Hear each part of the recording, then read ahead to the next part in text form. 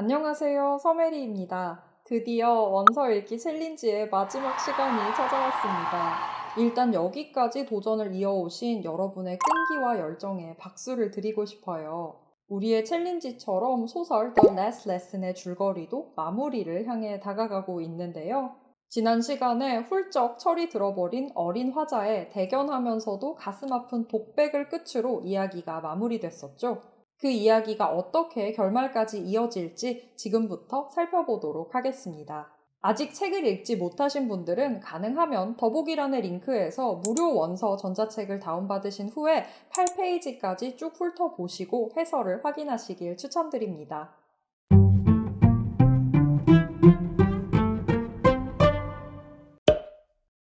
Whenever I looked up from my writing, I saw Mr. Amel sitting motionless in his chair and gazing first at one thing, then at another, as if he wanted to fix in his mind just how everything looked in that little schoolroom. Fancy. 내가 눈을 들어 바라볼 때마다 아멜 선생님은 의자에 앉아서 주변의 사물들을 하나씩 바라보고 계셨다. 마치 이 작은 교실의 모든 풍경을 일일이 마음에 새기려는 것 같았다.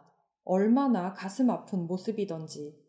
계속 강조했지만 이 책은 프란츠라는 어린 화자의 1인칭 시점이기 때문에 여기 나오는 모든 내용은 객관적 사실이라기보다 화자의 주관적 해석이라고 봐야 돼요. As if he wanted to fix in his mind. 선생님은 눈에 보이는 모든 것을 마음에 새기고 계신 것 같았다 라고 하지만 사실 선생님은 그냥 멍을 때리고 계셨을 수도 있다는 거죠. 아무튼 이런 내용을 보면 처음에는 선생님을 그렇게 싫어했던 화자가 어느새 선생님을 너무나 애처롭게 바라보고 있다는 사실을 알 수 있습니다. 마지막에 붙은 fancy는 생각해봐요, 상상해봐요 이런 느낌을 담은 감탄사라고 이해하시면 돼요. For 40 years, he had been there in the same place with his garden outside the window and his class in front of him, just like that. Only the desks and benches had been worn smooth, the walnut trees in the garden were taller, and the hopvine that he had planted himself twined about the windows to the roof. 선생님은 지금 이 순간처럼 눈앞에 학생들이 앉아있고 바깥에 정원이 내다보이는 그 자리를 40년 동안 지키셨다. 그 사이 달라진 점이라면 책상과 의자가 닳아서 반질반질해졌고 정원의 호두나무가 훌쩍 자랐고 손수 심은 홉 덩굴이 창문부터 지붕까지 뻗어나갔다는 것뿐이었다.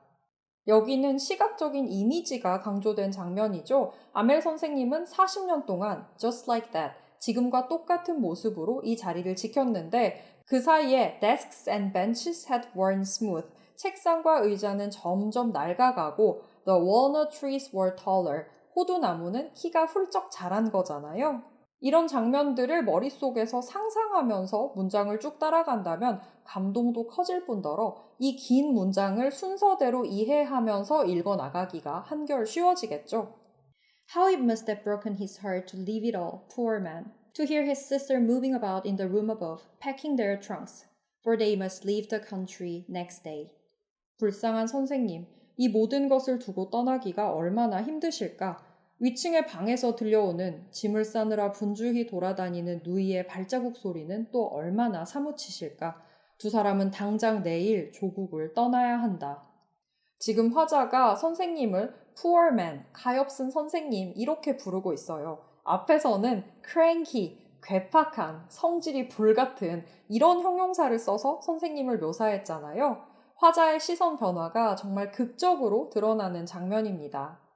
But he had the courage to hear every lesson to the very last. After the writing, we had a lesson in history, and then the babies chanted their ba, be, bi, bo, bu. Down there, at the back of the room, old Jose had put on his spectacles and, holding his primer in both hands, spelled the letters with them. 하지만 선생님은 마음을 굳게 먹고 모든 수업을 끝까지 진행하기로 결심하신 것 같았다. 쓰기가 끝나자 역사 수업이 시작되었고 이어서 어린 학생들이 입을 모아 바베비보부를 합창했다. 교실 뒤편에서는 오제 할아버지가 안경을 쓰고 초급 교과서를 양손으로 꼭 쥔 채 아이들과 함께 글자를 따라 읽으셨다. 첫 문장에 나오는 hear은 보통 듣다라는 의미로 많이 쓰이지만 hear a lesson 이라고 하면 문맥에 따라서 아이들의 공부를 봐주다 이런 뜻이 됩니다. 중간에 아이들이 합창하는 바베비보부 이 부분은 우리나라의 가나다라 마바사처럼 기본적인 글자 읽기 연습이겠죠. 지난 시간에 안경을 벗어들고 눈물을 흘리던 우리 오제 할아버지가 안경을 다시 쓰고 수업에 열심히 참여하는 모습도 인상적입니다.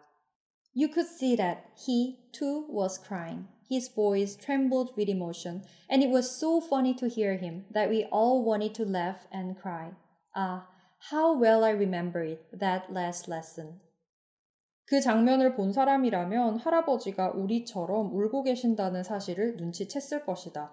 감정이 실려 부들부들 떨리는 목소리가 어찌나 웃기던지 우리는 웃으면서 한편으로는 울고 싶은 기분을 동시에 느꼈다. 아, 나는 이 마지막 수업을 절대 잊지 못할 것이다. You could see that은 우리가 첫 시간에 배웠던 you can imagine처럼 당신도 바로 알 수 있었을 것이다. 즉, 누가 봐도 울고 계셨다. 이런 의미라고 볼 수 있습니다. 나이 지긋하신 할아버지가 막 울면서 아이들과 함께 기본적인 글자를 따라 읽는 장면이 요즘 말로 하면 굉장히 웃픈 상황이라고 할 수 있는 거죠. All at once the church clock struck 12, then the Angelus. At the same moment, the trumpets of the Prussians, returning from drill, sounded under our windows. Mr. Amel stood up, very pale, in his chair. I never saw him look so tall. 갑자기 12시를 알리는 교회의 종이 쳤다. 이어서 3종 기도 시간을 알리는 종소리도 울렸다. 그와 동시에 교실 창문 바로 아래서 훈련을 마치고 돌아오는 프로이센 병사들의 나팔 소리가 들렸다. 아멜 선생님은 창백한 얼굴로 자리에서 일어섰다. 선생님의 키가 그렇게 커 보인 것은 처음이었다. 여기 이 앤젤러스는 저도 인터넷을 찾아보고 알았는데 3종 기도라고 불리는 종교 의식인가 봐요. 하지만 지금 이 문맥에서는 종교적인 의미보다 드디어 수업의 끝을 알리는 종이 쳤구나 라고 이해하면 되겠죠. 이 종소리가 첫 시간에 배웠던 드릴링, 군사훈련을 마치고 복귀하는 프로이센 군인들의 나팔 소리와 대비되면서 긴장감이 최고조에 달하는 장면입니다. My friends, said he,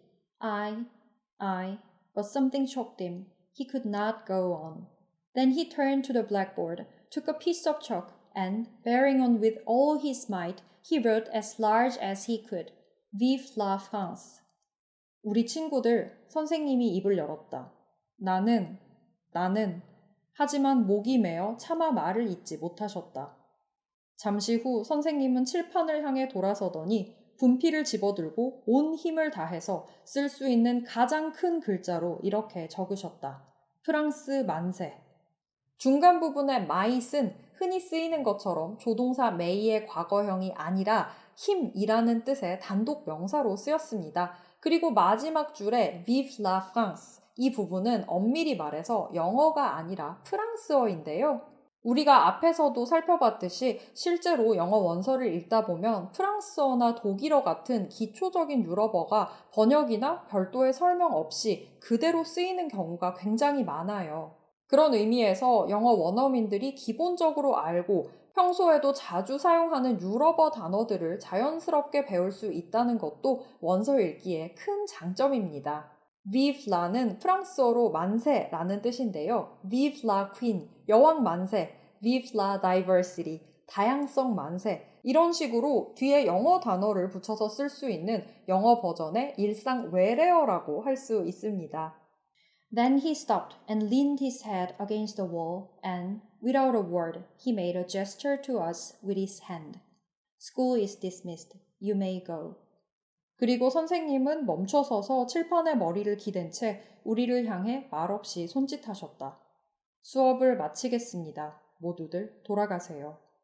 드디어 마지막 수업에 진짜 마지막 장면이 찾아왔습니다. 정말 가슴이 먹먹해지는 장면이죠. 지금까지 그렇게 열정적으로 아이들을 가르치던 아멜 선생님이 이 마지막 부분에는 without a word, 말 없이 손짓만으로 최후의 수업이 끝났다는 사실을 알리잖아요. 차마 이게 마지막이라는 말을 할 수 없었던 거겠죠. 이 작품에 등장하는 학교의 모습은 초반에는 이상하리만치 조용했다가 수업이 시작된 후에는 그 어느 때보다도 활기찬 모습으로 바뀌고 다시 마지막에는 말없이 조용해지면서 끝나요. 이런 데뷔야말로 독자들의 마음을 가장 먹먹하게 울리는 아주 극적인 장치가 아니었나 싶습니다. 자, 이렇게 해서 4주의 영어소설 한 편 읽기 챌린지가 무사히 종료되었습니다. 사실 제가 영상에 조회수를 올려야 하는 유튜버의 관점에서만 생각했다면 이런 챌린지를 진짜로 시작하기는 어려웠을 거예요. 원래 모든 챌린지는 끝으로 갈수록 관심도 줄어들고 또 참여도도 낮아질 수밖에 없으니까요. 그럼에도 불구하고 제가 스스로 경험하고 또 진심으로 옳다고 생각하는 원서 읽기의 효과를 최대한 많은 분들께 체험시켜드리기 위해서 그 마중물이 될 만한 콘텐츠를 꼭 진행하고 싶었습니다. 그런 의미에서 이번 챌린지는 제게도 굉장히 의미 있는 시간이었어요. 챌린지를 무사히 마치신 여러분, 다시 한번 진심으로 축하드리고 정말로 멋지다는 말씀을 드리고 싶어요. 4주 챌린지를 끝까지 이어간 그 끈기라면 분명히 영어 공부라는 산도 충분히 넘으실 수 있다고 생각합니다. 그럼 저는 또 빅정보와 스몰 재미가 담긴 다른 컨텐츠를 준비해서 돌아올게요. 오늘도 제 영상을 시청해주셔서 너무 감사드리고요. 모두들 즐거운 하루 보내세요.